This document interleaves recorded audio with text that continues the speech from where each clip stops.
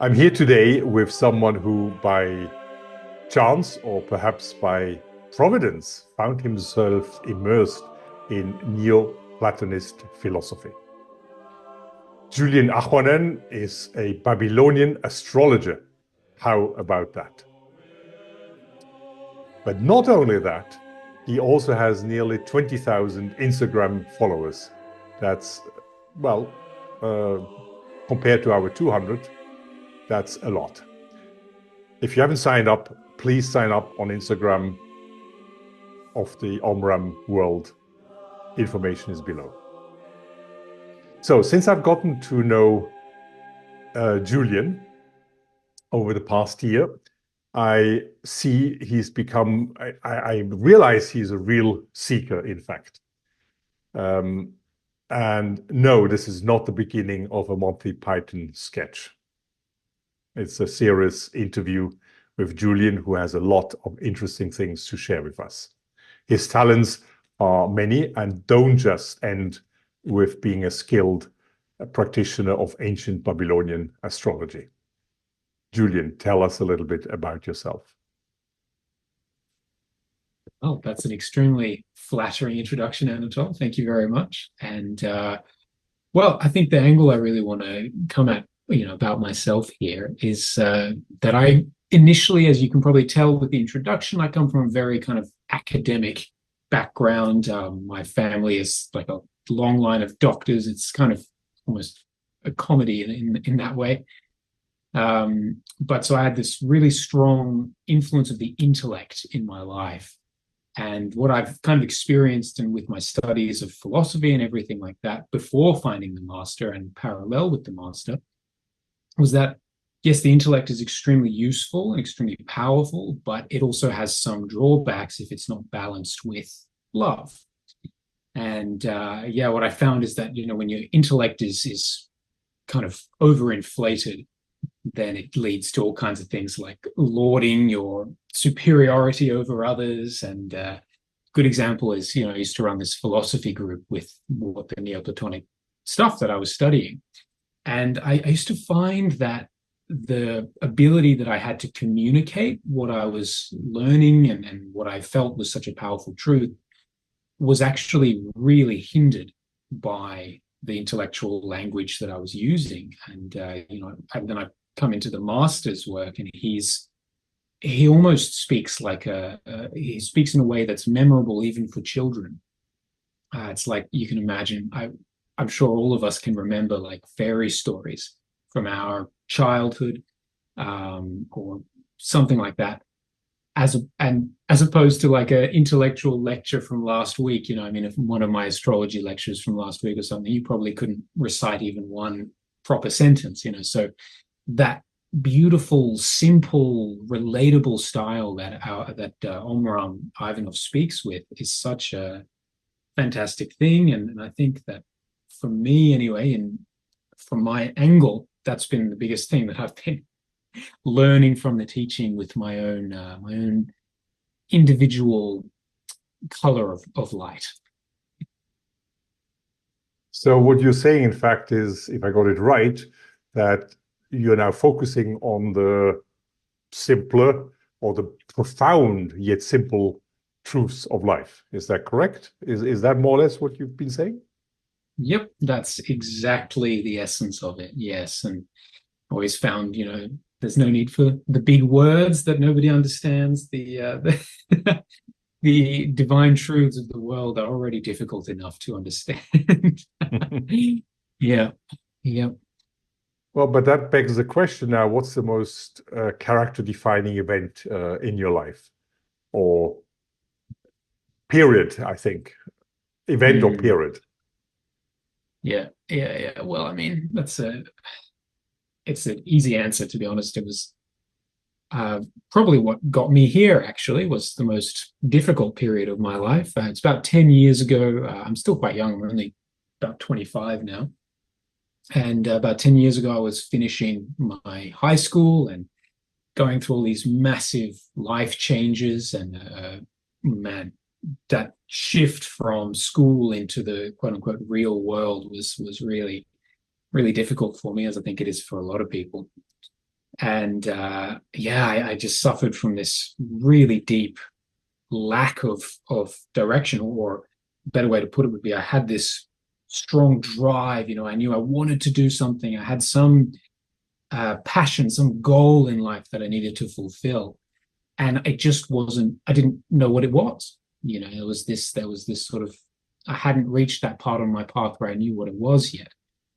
So I didn't have that direction. I didn't really want to go to university. And then to throw it all on top of that, my girlfriend left me for another guy at that time. So it was like the whole world just kind of collapsed on top of me in that period. And that was really extremely difficult. It was a big lesson for me, looking back at it, just how difficult life can get, and how much strength on the inside is really needed to overcome all the dark things that we as human beings encounter. And the teaching, I think about that, the teaching and how much it's illuminated in that area for me has just been incredible. And I always think about how would I have done it different? Would I have been able to do it different if I knew the teaching back then? So it was, it was a big period, and I could talk about it for hours, but that's the short. So when you found the teaching, or can you elaborate how the teaching helped you get out of that dark space or dark spaces you found yourself in? Totally. And it was such a beautiful testimony to the teaching, because what kind of happened by whatever my karmas and my fate is that life just started to improve in a more physical way as well. But I also noticed that my mind was still stuck in the old way of living. My consciousness was focused on everything that's wrong and why life is so difficult and all that stuff. And what the teaching really highlighted, and this has just been one of my biggest lessons, was, to put it very simply, taking our issues and struggles and difficulties in life and kind of recognizing that they're our friends, that they're a necessary thing for us to grow. Actually, I was just thinking about it this evening at my martial arts training, that this is getting a little Neoplatonic now, but bear with me, that we're like the children of Mother Earth, and our bodies at least are made of earth and water, and our soul is made of air and fire. And air and fire move up, whereas earth and water move down. And so as human beings, in this body, we kind of have this tendency to be lazy and to not want to do things. And if everything's all good, then I'm just going to kick back and relax. And so we're given these tests to get us moving, basically, to push us to develop our spiritual qualities, which really are eternal qualities.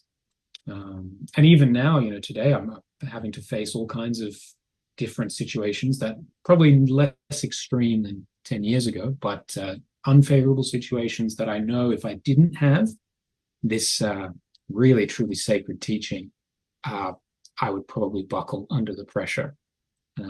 So I guess to sum it up, this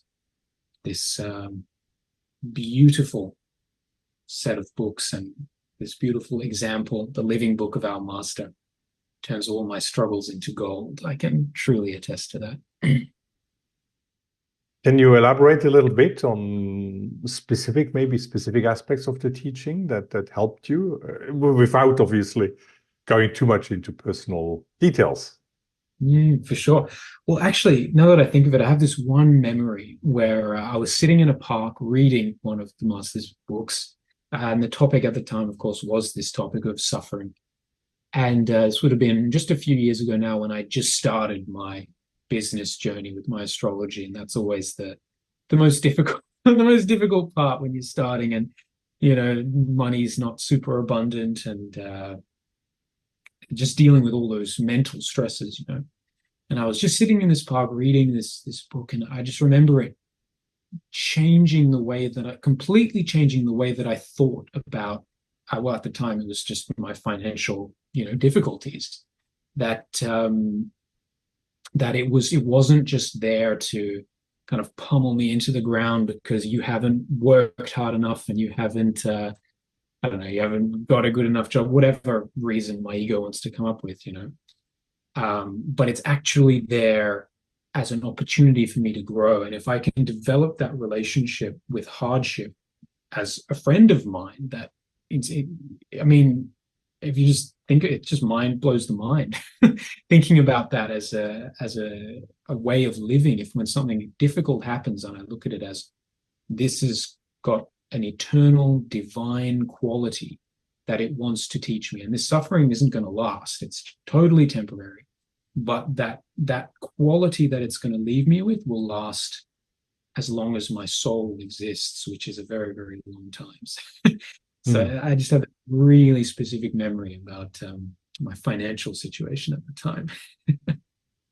There's a great talk by the master. I don't know if you've seen, there's a DVD on sacrifice. And knowing how to suffer is, in fact, can be seen, or if we look at it as a form of sacrifice, then that suffering helps us not only overcome the suffering, but also use it as an energy to transform ourselves. That's just on the sidebar. I think it's called The Sacrifice or something, the DVD. Beautiful. It reminds me something he told about his grandmother. He learned from I believe it was his grandmother, maybe his mother, that when something bad happened, she would say, "Oh, don't worry, bad things are gone by tomorrow. Good things last for eternity." Something to that effect. Yes. Or the other way around. Blessings last, or good things last for eternity. Bad things are gone by tomorrow. Yep. So yes, it's sort of a nice thought to keep in mind when we go through difficult periods. Yeah, absolutely. But tell me, when we talked previously, you had shown a lot of interest in the centers of, like in France, the Bonfin, where the master used to teach, the summer camp, as it used to be called.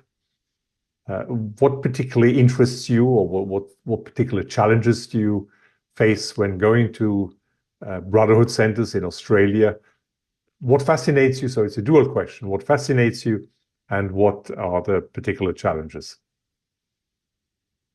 Yeah, actually, I love that. I mean, it's the biggest topic, right? Brotherhood.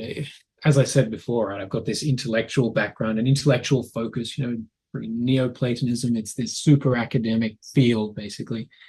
And the intellect alone can, well, certainly I know for myself, it can make me very arrogant and I'm better than you because I know more and blah, blah, blah. And that's something that I'm constantly watching. When we're living with lots of other people, we're always metaphorically bumping into each other, and our different preferences and needs and desires and personalities, they're going to clash. And actually, there's this quote from the Havamal, which is a Viking poem, which is very kind of gutsy. And it says, the quote is, "Where there's more than one, there is a fight." And the first time I read that, I thought, no, that's not true. This is spirituality. We all sing Kumbaya and we all get on great. But as I've reflected on it more, I realize how wise it is to have that attitude, because when you have two separate individual entities, they're going to bump into each other. That's absolutely inevitable. It's more just about how do we navigate those conflicts, and it's always about putting our own desires, our own pride, our own preferences second place to the need of the collective, the need of the whole, or the hive, as it were. And in that way, we start to live in harmony. And that's been a huge journey for me out of my kind of intellectual isolation into brotherhood and warmth and unity, which is the world of the heart, so I suppose it both challenges and fascinates me at the same time, this process of living and loving and working with other people. Well, I look very much forward to welcoming you, of course, at the Bonfin. I'm in France myself, right next to the Bonfin at the moment. But I'd like to come back to some of your most significant experiences also with the master. You did tell me a little bit, alluded in the pre-interview interview. Elaborate a little bit about that. Some encounters in the whichever dimension. Yeah. Yes, who knows which dimension these are in. Yeah, well, I've never had particularly vivid dreams or particularly, well, a bit hard to say, but I've never had dreams that I've really remembered like, wow, that was a big spiritual boom, impact. Until I came across the master, and then they started happening. And I had these two dreams of him in particular, which were they really showed, I think, the two sides of him that exist simultaneously. And the first one was wow, it was a very raw experience. I actually woke up from this dream, or I was sort of half awake in the dream space, still crying, from this dream. It was amazing. And the master I dreamt that, actually, I didn't know it was the master in the dream. I dreamt there was a figure standing at the foot of my bed where I usually sit to meditate. And I felt this appreciation and recognition of this shape, whatever it was. I knew it was a person of some sort. And the shape turned around and walked past where I was sleeping, walked past my bed. And I was lying there, and in my dream, I couldn't speak, and I just wanted him to turn, or her, them, to turn and look at me. And then he did, and he turned and looked dead at me in the eyes, and he was wrapped up in this big brown woolly coat with a fur kind of hat, very winter Bulgarian kind of looking, and all that was really showing was his eyes. These sort of silvery gray eyes, and they oh man, I've never been able to describe them in words properly, but they had this intensity, almost like a wild animal. They just looked at me with this almost like ferocity. It was almost scary, but I felt this gratitude in my heart. And then he took his staff and tapped me 3 times, and then I woke up. It was the strangest experience, yeah.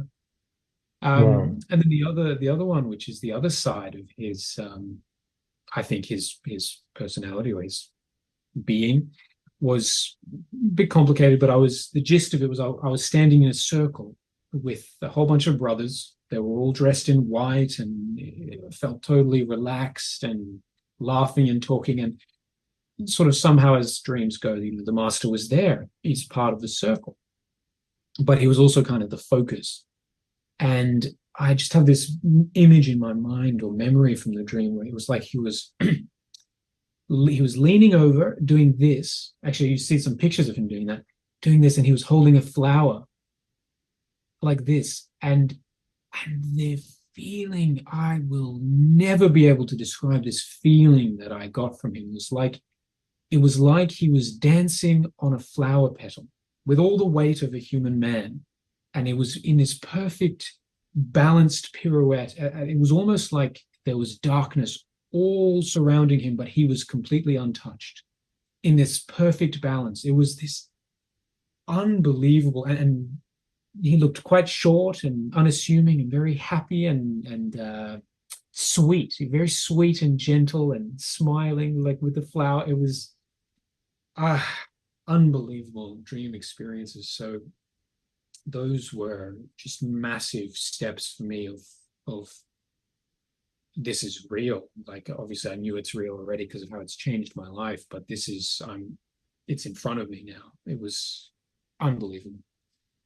So the first dream was before you had met the teaching or the master, and the second one was more recent. No, they were both after I had found the teaching. The first one was several years ago, though, but more, I'd probably found the teaching maybe a year before that. Mm-hmm. And then this more recent one was only a few months ago, really. Out of curiosity, what, if you care to share, and feel free, always to push back, but out of curiosity, what is your favorite aspect or your favorite aspects of the teaching? Yes. My favorite, without hesitation, is Love and Sexuality. It was the first two books that I read. It was what drew me into the teaching in the first place, was the way that he spoke about how human beings should talk about the opposite sex and sexuality itself, as this bringing in poetry and beauty and trying to refine and sublimate and beautify the way that we speak about how men speak about women and how women speak about men. It just, I mean, you can see I'm sitting behind the birth of Venus, so love, the goddess of love, is a big influence in my life, really important. And this discussion that he had of refining the sexual force into a more poetic, artistic, sublime, beautiful kind of energy, it just hit me, like I felt like he said what I had been trying to say for years and years and years, and then he just went a whole lot deeper as well. Yeah, that just Wow. Love and Sexuality is my favorite. I love it that you can express this so openly. That's Oh, thank you. commendable. Thank you. Yeah, I love Well, you thank so you much. very much, Julian, for this interesting and thought-provoking interview. I very much look forward to welcoming you at the Bonfin very soon. Thank you. I look super forward to meeting you there.